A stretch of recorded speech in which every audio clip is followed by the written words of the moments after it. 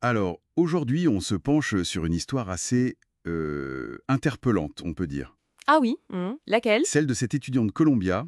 Il se fait suspendre pour avoir créé un outil, genre pour tricher aux entretiens.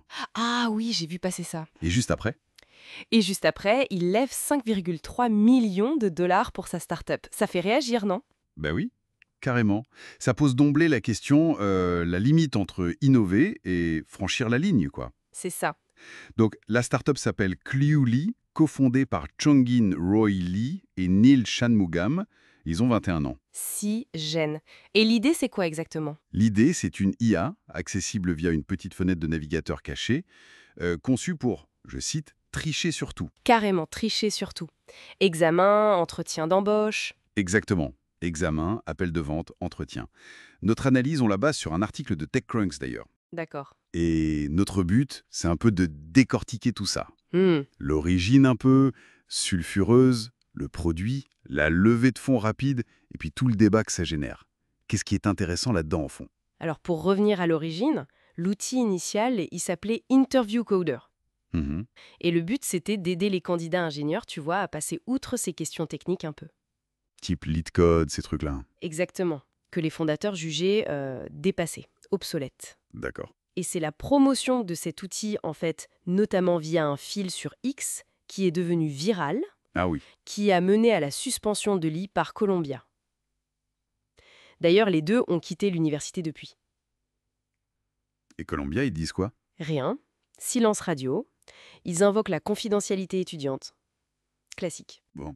Mais cette controverse, visiblement, ça n'a pas refroidi les investisseurs, voire même le contraire. On dirait bien, ouais. Ils ont bouclé 5,3 millions de dollars avec Abstract Ventures et Sousa Quand Ventures. même. Et le plus fou, peut-être, c'est que Clouley annonçait déjà, début avril, 3 millions de dollars de revenus annuels récurrents. L'ARR, quoi. 3 millions d'ARR, c'est énorme pour une si jeune boîte, surtout avec ce passif. C'est clair. Et il y a cette anecdote, Lee, qui dit avoir utilisé l'outil lui-même pour décrocher un stage chez Amazon. Non. Sérieux? Ouais. Bon, Amazon, il commente pas le cas précis, mais il rappelle juste que les candidats s'engagent à ne pas utiliser d'aide non autorisée. D'accord.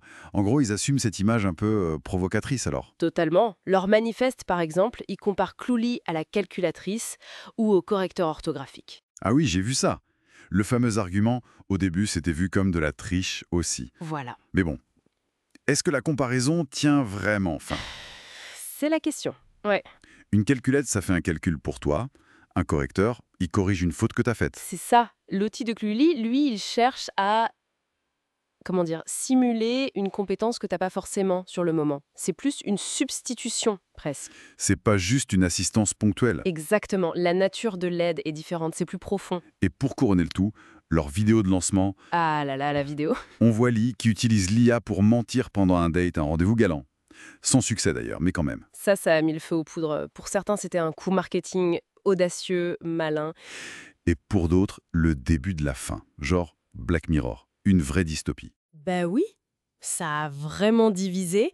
Et c'est clair que ce cas, il s'inscrit dans une tendance plus large, avec des IA qui bousculent volontairement les normes. Tu penses à quoi, hein? Ben, on entend parler d'autres startups IA, parfois avec des objectifs encore plus radicaux, genre celle qui veut remplacer tous les travailleurs humains. Ah oui, carrément. Ce qui est fascinant avec Clouley, c'est vraiment cette tension palpable entre l'innovation technologique et puis les normes éthiques, académiques, professionnelles établies. Où est la limite en fait, hein, entre un outil qui aide et un outil qui fait tricher? C'est toute la question. Où on place le curseur? Bon, alors si on essaye de résumer un peu tout ça. Clouley, c'est le paradoxe incarné, quoi. Une start-up née d'une polémique sur la triche, Mhm. qui lève des millions, qui propose un outil qui divise à fond. Et qui nous force tous à réfléchir à nos systèmes d'évaluation, en fait. Voilà. Exactement.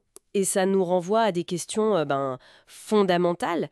Est-ce qu'il faut redéfinir la triche maintenant avec ces IA génératives? Bonne question. Comment on adapte les examens, les entretiens d'embauche, face à des outils qui peuvent simuler la compétence si bien? Et même au-delà de ça, Oui, quelle valeur il reste au savoir, à la compétence réelle, si une machine peut en donner l'illusion parfaite?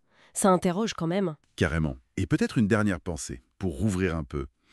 Si ce genre d'assistant IA, tu vois, discret, performant, si ça se banalise dans nos échanges de tous les jours, Mhm. qu'est-ce qu'il advient de la confiance, de l'authenticité, même dans nos interactions les plus simples, les plus humaines? C'est une excellente question.